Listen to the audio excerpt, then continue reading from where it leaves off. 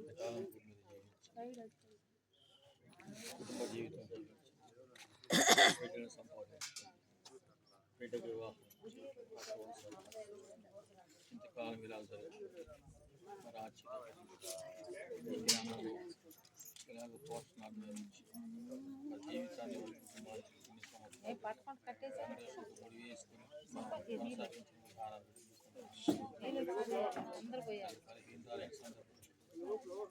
సంబంధికులు స్నేహితులు భర్త బిడ్డ వారి వారి పరిచయం ఏది ఏమైనప్పటికీ సజీవులను ఈ భూమిని నాకేం తెలుసమ్మా అవి చేయమన్నారు స్థానికులు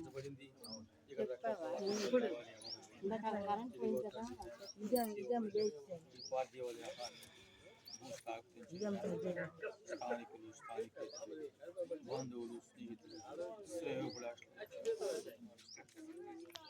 భర్తకి చాలా లోటు ఉంటుంది.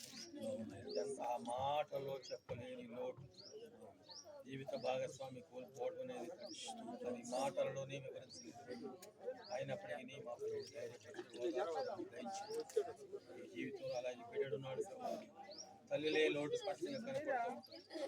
తండ్రి కృప జీవించడం ధైర్యపరచని కార్యక్రమం జరిగిస్తున్నారు. ముందు సాగుతుండగా మీ నా మహమ్మద్ని కార్యక్రమం జరిగించి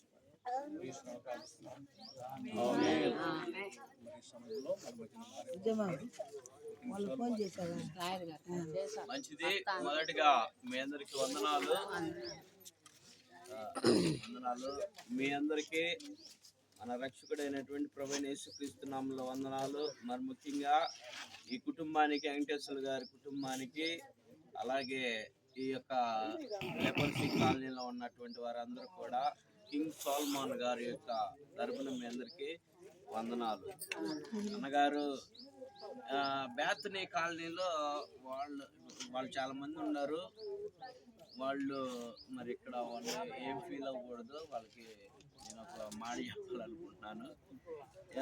వాళ్ళు కొంచెం వాళ్ళ స్థితిగతులన్నీ బాగున్నాయి, సొంత ఇళ్ళు ఉన్నాయి, ఏమండి అవునా కదా, వాళ్ళ స్థితిగతులన్నీ బాగున్నాయి. వీళ్ళు చూసినప్పుడు వీళ్ళు ఆళ్ళకంటే పూరుగా ఉండాలి. యేసు ప్రభు కూడా ఎక్కడ నీడో అక్కడికే వెళ్ళాడు. ఆయన వెళ్తూ ఉండగా చాలా మంది జన సమూహం వెంటాడారు, కానీ ఆయన ఎక్కడ ప్రయాణం ఆపలేదు. నీడు ఏడైతే అవసరత ఎక్కడుందో అక్కడికే వెళ్ళాడు. ఒక్కడున్నా కూడా వెళ్ళాడు యేసు ప్రభు. చోట ధోని దిగినప్పుడు సేనా దేయాలు పట్టిన సమాధుల్లో తల్లిదండ్రులు విడిచిపెట్టి బంధువులు విడిచిపెట్టి సమాధుల్లో కాపురం చేస్తూ, అంటే సమాధుల్లో రాళ్లతో గాయాలు చేసుకుంటూ అతను సమాధుల్లో ఉన్నటువంటి వ్యక్తి యేసుప్రభు ఆ ధోని దిగంగా చూసి పరిగెత్తుకుంటూ వెళ్ళి ఆయన అంటున్న మాట ఏంటంటే, దావీదు కుమారుడా మాతో నీకేం పని, ఎక్కడ కూడా మమ్మల్ని ఏడు కూడా ఉండనివా అన్నట్టుగా ఎదురు మాట్లాడాడు. అంటే సాతాను పట్టినటువంటి వ్యక్తి దగ్గరికి యేసుప్రభు వచ్చాడు. అక్కడికే ఎందుకు వచ్చాడంటే ఆయన అవసరత ఉంది. ఎన్నో సంవత్సరాల నుంచి ఆ పరిస్థితిలో పట్టబడి ఉన్నటువంటి వాడిని విడుదల చేయటానికి, బాగు చేయటానికి యేసుప్రభు వచ్చాడు. ఎన్నో ఊర్లు వెళ్ళొచ్చు ఆయన, కానీ అక్కడికి వెళ్ళాల, ఆయన దగ్గరికే వచ్చాడు అని మనం విశ్వసించాలి. అవునా కదా?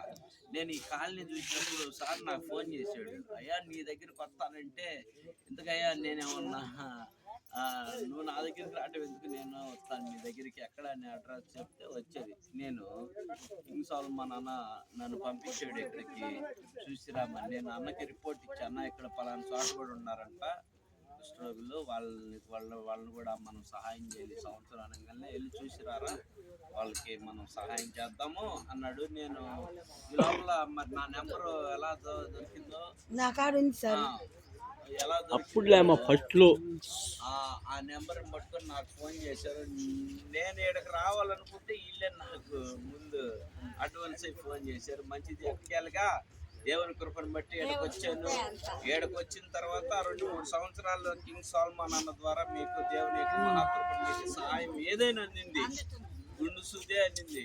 అందరికి బియ్యం బస్తా లేక పచ్చడి బాటలు అందరినీ కేవలం అన్న దేవుని ప్రేమ ద్వారా అందించాడు కనుక అన్నకి ఇంకా దేవుడు ఆయన్ని ఇంకా అత్యధికంగా ఆశీర్వదించి అనేక మంది మనలాంటి వాళ్ళకి ఇంకా సహాయకులుగా ఉండేలా దేవుడు ఆయన్ని దీవించాలా. ఆమేన్. అయితే నేను గత సంవత్సరం చెప్పాను అన్నకి, అన్న ఈ వీళ్ళకి కూడా బాక్స్ ఏసీ బాక్స్ అని అడిగితే సరే ఇద్దామన్నాడు.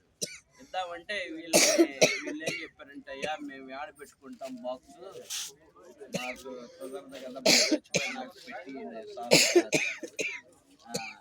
సరే ఇట్లా అన్నారు వీళ్ళు, ఏం చేద్దాం అన్నారు. సరే నీ ఇష్టం అన్న, వాళ్ళ ఇష్టం కదా అన్న.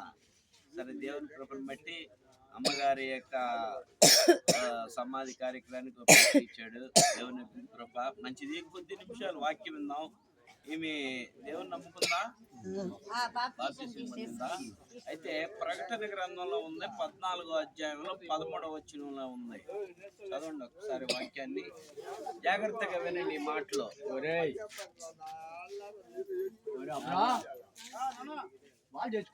జాగ్రత్తగా వినండి. ప్రకటన గ్రంథం 14వ అధ్యాయం 13వ వచనం. మేము ఇంకా ఈ కార్యక్రమం భూస్థాపనకి వెళ్తాం. అంతటా ఇప్పుడు నుండి చూడండి, అంతటా ఇప్పుడు నుండి ప్రభునందు మృతి నందిన మృతులు ధన్యులని రాయమని పరలోకము నుండి స్వరము చెప్పగా వింటిని నిజమే వారు తమ ప్రయాసములు మాని విశ్రాంతి పొందుదురు. వారి క్రియలు వారి వెంట పోవునని ఆత్మ చెప్పుచున్నాడు. చాలు. వారి క్రియలు వారెంట పోవును. అంతటా అంటే ఇప్పుడు నుండి, అంటే ప్రభువునందుండి మృతులు ధన్యులు అంతటంట. ఈ లెపరసీ వేటపాలెమా, చీరాల, లేక బాపట్ల, ప్రకాశం జిల్లానా, లేకపోతే బాపట్ల జిల్లానా, ఆంధ్రప్రదేశ్, లేకపోతే కర్ణాటక, ఎక్కడ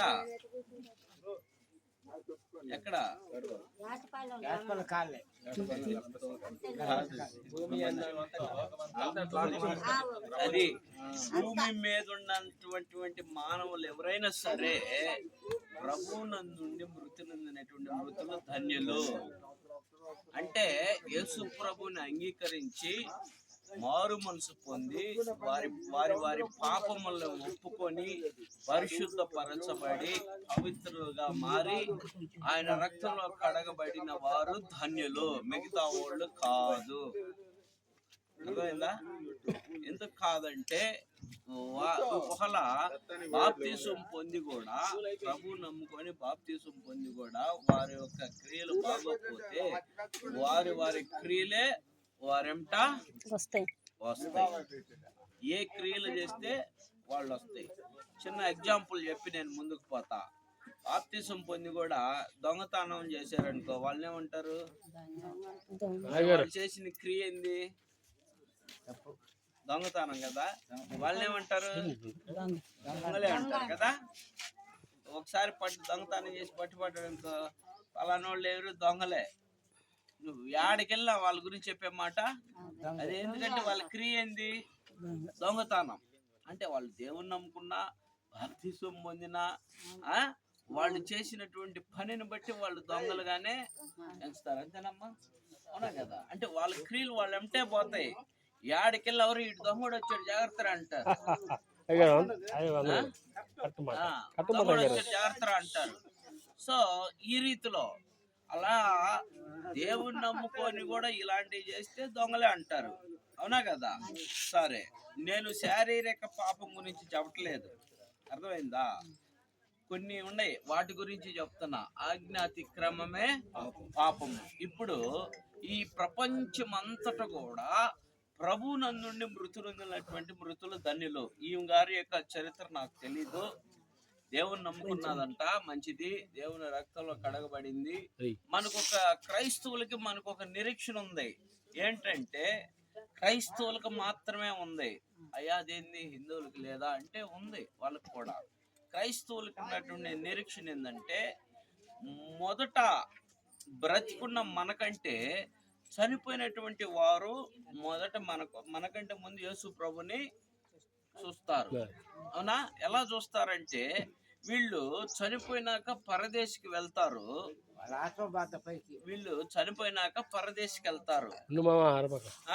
ఎవరు? ప్రభువునందు మృతునందున్నటువంటి మృతులు. ప్రభువునందు లేకుండా మృతులైనటువంటి మృతులు ఆడికి వెళ్తారు, పాతాళంలోకి వెళ్తారు. దానికోసం బైబిల్లో ఒక ఉపమానం పెట్టారు లోకాసు వార్తలో. ఆ ధనవంతుడు ఒకడు, లాజరు ఉన్నాడు. ధనవంతుడు అనేటువంటి వాడు ఏం చేసేవాడు అంటే, ఉదాహరణకి ఇప్పుడు సార్ పాస్టర్ గారు, నేను పాస్టర్ గారు, ఇంక బ్రదర్ ఎక్కడ ఉన్నాడు, ఆయన పాస్టర్ గారు.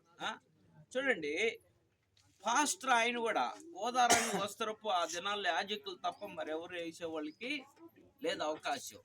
యాజకులు ఆయన యాజకుడిగా ఉండి ఆయన ఫుల్గా అనుభవిస్తూ ఉన్నటువంటి వాడు. సమృద్ధిగా ఉంది ఆయనకి, తినగలిగినటువంటి సమర్థత, అంత చేయగలిగినటువంటి సమర్థత ఉండి కూడా బైబిల్లో ఆయన గురించి రాయబడినటువంటి మాట ఏంటంటే తనకిష్టమైనటువంటి జీవితం ఆయన జీవించాడు. తనకిష్టమైన జీవితం, దేవునికి ఇష్టమైన జీవితం కాదు. నా ఇష్టం, నా కడుపు, నా డబ్బు అంటారు చాలా మంది. ఎందుకు ఆ రకంగా తాగుతున్నాను అంటే, నా ఇష్టమే, నేను సంపాదించుకున్నాను, నేను తాగుతాను, నా ఇష్టం అంటారు. మనం ఎందుకు చెప్తాం? అరే తాగితే లేనిపోయింది, హార్ట్ అటాక్ వచ్చిందిరా, చచ్చిపోతావురా, తాగ్గాకరా, నువ్వు మాకు చెప్పేది ఏంది అని మన మీద తిరుగుబాటు చేస్తారు. ఏమంటారు? నా ఇష్టం అంటారు. అట్లా తన ఇష్టమైనటువంటి జీవితం జీవించి ఒకరోజు చనిపోయాడు ఆయన. తన దగ్గర ఉన్నటువంటి లాజరు కూడా ఆయన జీవించిన జీవితం ఏం తెలుసా? ఆయన పేదరికంగా ఉండా, ఏమి తినటానికి లేనటువంటి స్థితిలో ఉండి కూడా ఆయన ప్రభువును మాత్రం విడిచిపెట్టలా. అంటే యథార్థతను మాత్రం విడిచిపెట్టలా, అంటే నమ్మకత్వాన్ని మాత్రం విడిచిపెట్టలా. ఏం చేశాడు తెలుసా? దేవుణ్ణి నమ్మినటువంటి వ్యక్తి ఆయన యజమానుడి పట్ల ఎలా ఉన్నాడు? ఆసక్తి కలిగి ఉన్నాడు. యజమానుడి పట్ల ప్రేమ కలిగి ఉన్నాడు. యజమానుడు ఏం చేశాడు తెలుసా? అవమానపరిచాడు. యజమానుడు ఏం చేశాడు తెలుసా? త్రోసి వేశాడు. యజమానుడు ఏం చేశాడు తెలుసా? తినేది కూడా కనీసం ఒక్క ముద్ద కూడా ఎంత హింసించినా కూడా ఆయన ఆ హింస పొందడే కానీ ఎక్కడ కూడా నొచ్చుకోలేదు, ఎక్కడ కూడా దూషించలేదు. అందుకనే ఆ లాజరు కూడా చనిపోయినాక ఆడికెళ్ళాడు అబ్రహాము రొమ్మున అనుకున్నాడు. అబ్రహాము రొమ్మున అనుకున్నప్పుడు ఈ యొక్క పాతాళంలోకి వెళ్ళినటువంటి వ్యక్తికి దాహం వచ్చినప్పుడు చూడంగానే అబ్రహాం రొమ్మున అనుకున్నటువంటి వ్యక్తి లాజరుని గుర్తుపట్టాడు, అబ్రహామును కూడా గుర్తుపట్టాడు. కారణం ఏంటో తెలుసా? అబ్రహాం తెలుసు ఈయనకి. ఎవరికి?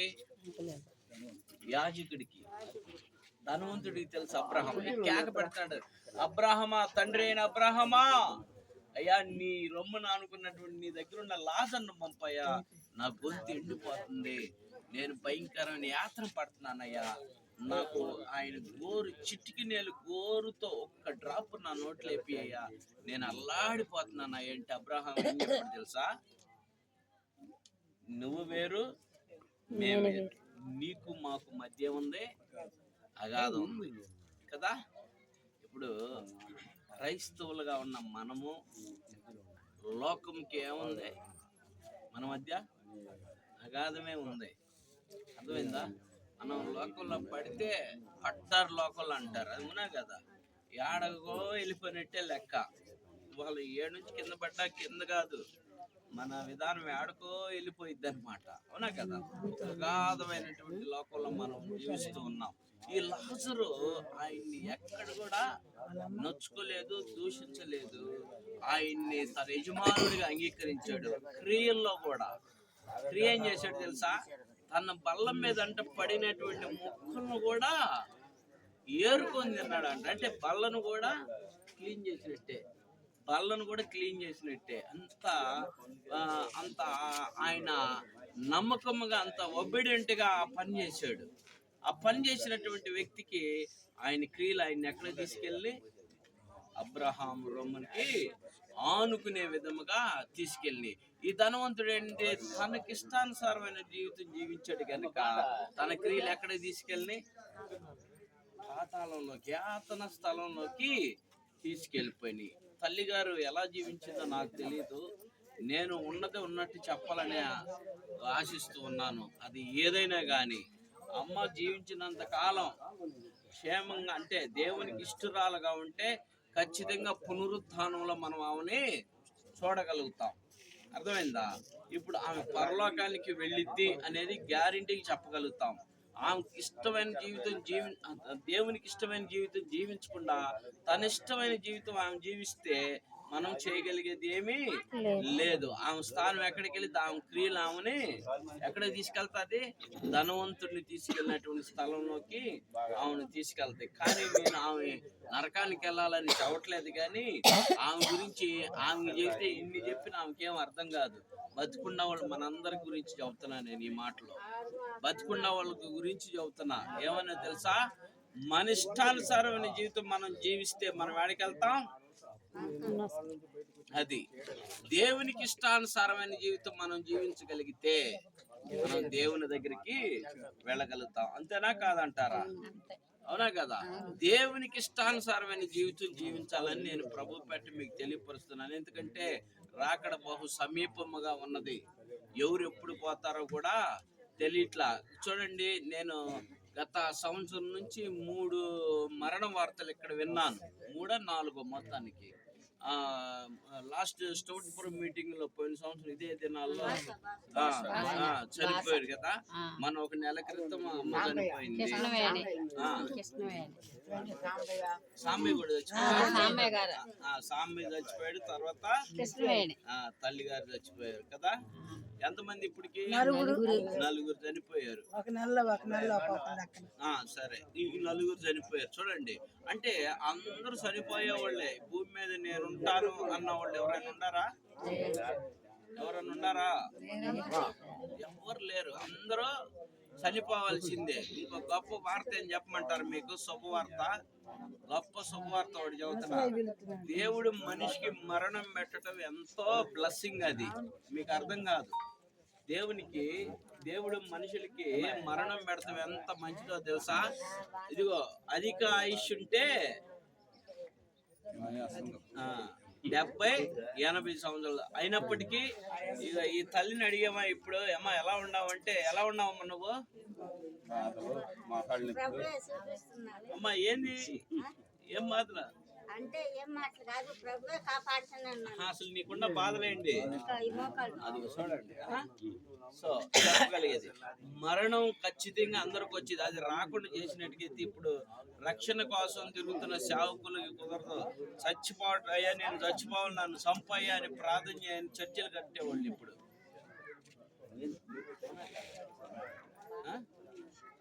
నన్ను చంపేయండి అయ్యా, నన్ను చంపేయండి అని కేకలు పెడతారు. ఎవరు? ఇంకొక 2 సంవత్సరాలు పోతే ఆమె పరిస్థితి కూడా అదే, కేకలు పెట్టింది. దేవుడు నన్ను చంపండి అని. ఎందుకంటే పెద్దోళ్ళు పెరిగే కొలది చిన్నపిల్లలు శాస్త్రాలు వస్తాయి. వాళ్ళు చేసే 1-2 వాళ్ళ బిడ్డలు కూడా ఏం చేయగలరు? అది జీర్ణించుకోలేరు. అవునా కదా? పెద్ద ఎక్కుంది జీర్ణించుకోలేరు. ఇది సావట్లేదు బాబు, చేయలేకపోతున్నాం అంటారు. సావట్లేదు బాబు, చేయలేకపోతున్నాం. అవునా కదా? అందుకని దేవుడు ఏం చేశాడు?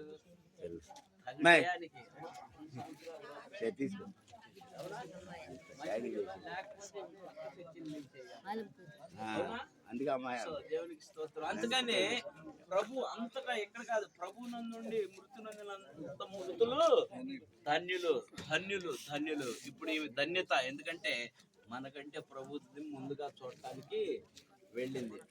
మనము ఇక దేవుడి పిలుపు ఎప్పుడు వస్తే అప్పుడు అందరూ వెళ్ళిపోవాల్సింది. ఈ భూమి మీద ఎవరు కూడా నేను స్టాంప్ అనేవాళ్ళు ఎవరు కూడా లేరు. కనుక నేను చెప్పగలిగింది ఏంటంటే, ప్రభుని నమ్ముకోండి, సిద్ధపాటు కలిగి ఉండండి. రెప్పపాటుని ఆయన వస్తాడు. ఎప్పుడు పిలుపు ఎప్పుడు కేక అందితే అప్పుడు వెళ్ళిపోవాల్సింది ఎవరైనా. అందుకని 90వ కీర్తనలో ఏముందంటే నరులారా తిరిగి రండి అంటే,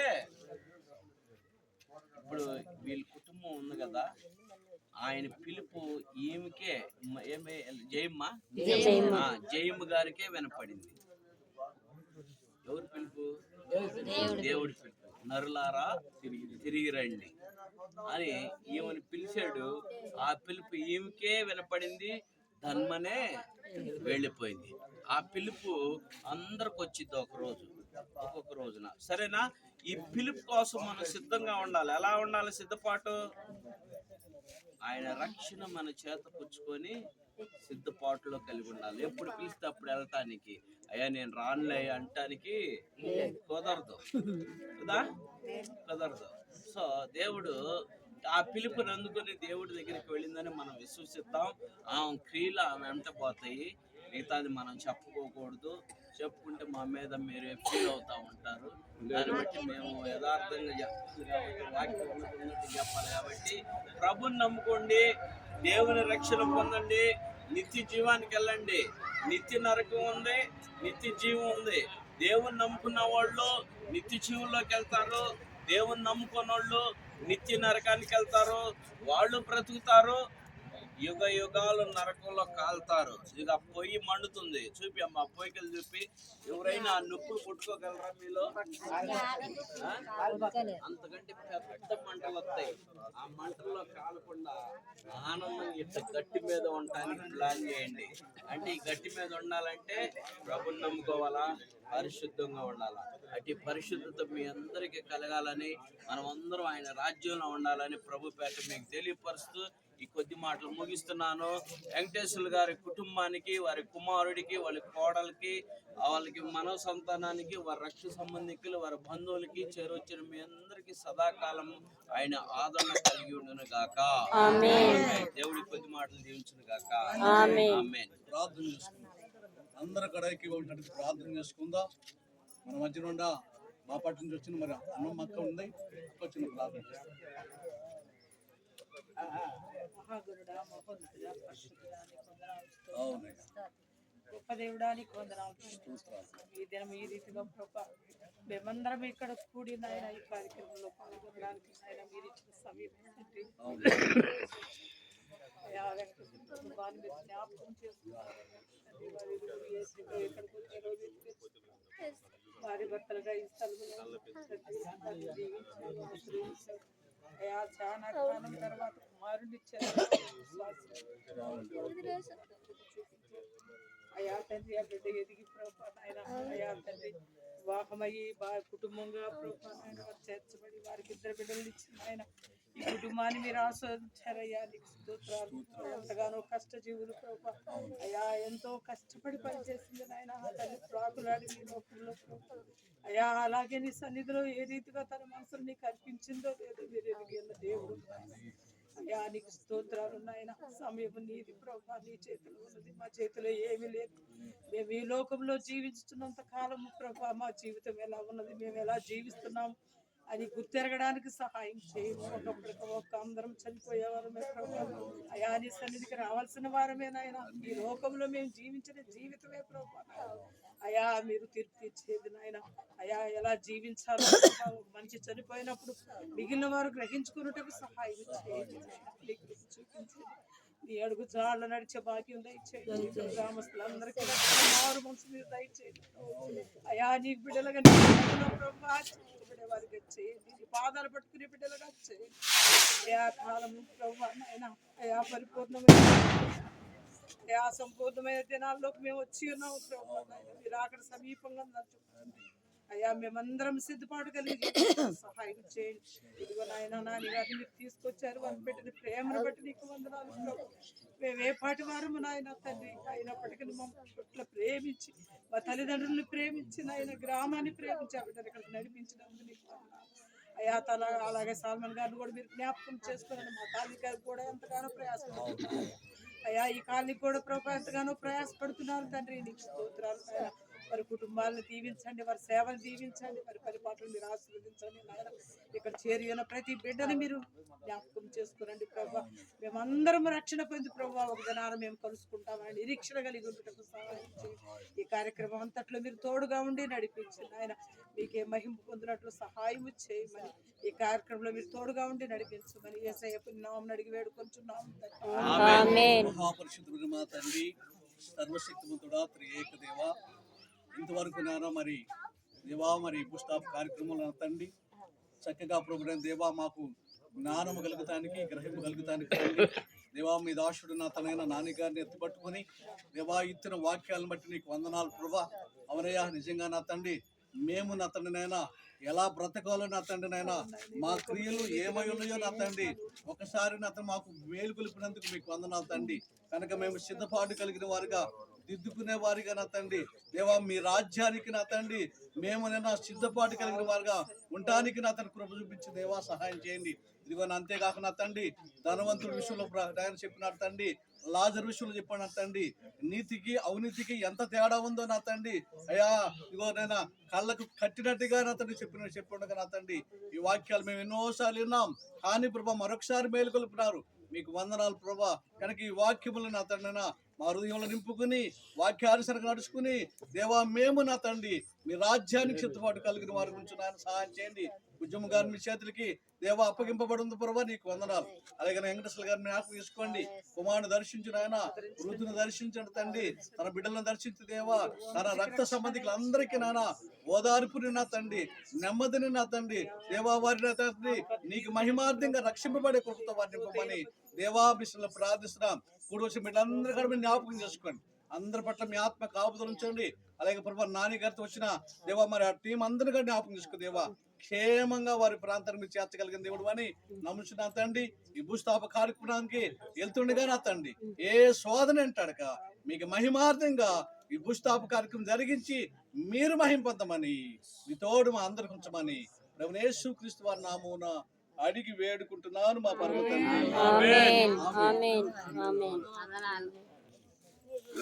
ప్రార్థన చేద్దాం.